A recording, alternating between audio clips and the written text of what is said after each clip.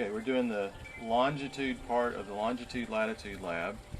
We're going to start with a blank sheet of paper, and we obviously need a sunny day. We're going to start around 11:30 if it's standard time, so that's for the fall and winter. If you're doing this in the spring or summer, you'd want to start about 12:30 if you're in daylight savings time. Okay. And I'm going to have, in this case, I'm using a pencil. I'm using a couple of markers to hold the pencil up. If you're working in the winter, you want to use a pencil about 6 inches long, or a glue bottle, something else like that. Mainly something that you can stand up straight that has a good point on it.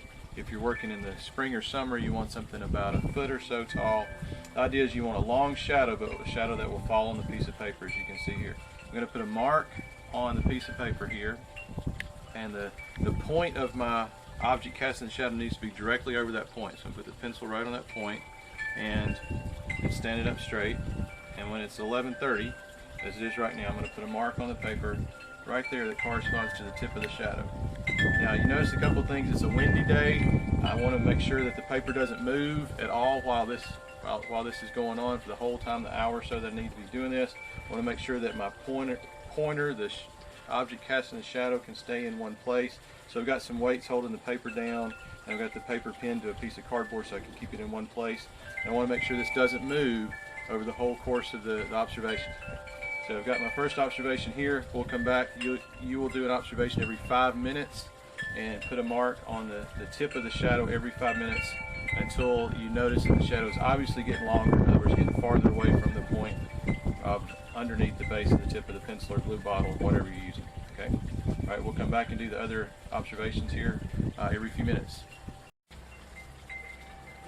Okay. Now we'll make a mark every 5 minutes where the tip of the shadow is on the piece of paper. Here is our first mark. We made this mark 5 minutes later. Now 10 minutes later we'll make this mark, and then we'll continue that until it's obvious that the shadow's getting longer, or until an hour's passed, whichever comes first. Okay, we've made our observations over the course of an hour, starting at 11:30 till 12:30, and we've got our marks of the shadow of the tip of the pencil or whatever pointer you're using here. And then on the other side of the paper is the mark that shows where the pencil is located. I'm going to use a ruler to find the shortest shadow, right, between the where the object was located to the shadow. As I look on the ruler here, I can tell that they're getting shorter until I get to 11:50 on my time, and that's my shortest shadow there at 11:50. And then after that, I can tell that the shadows start to get longer. So where that shortest shadow happening at 11:50, that tells me that that's the time of local noon for this observation.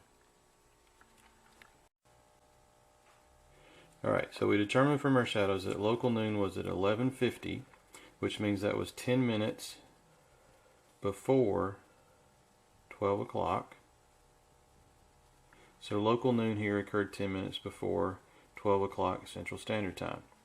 Since it's a quarter of a degree for every longitude, for every minute that we are before or after 12 o'clock, then I'll take my 10 minutes, multiply that by 0.25 degrees per minute.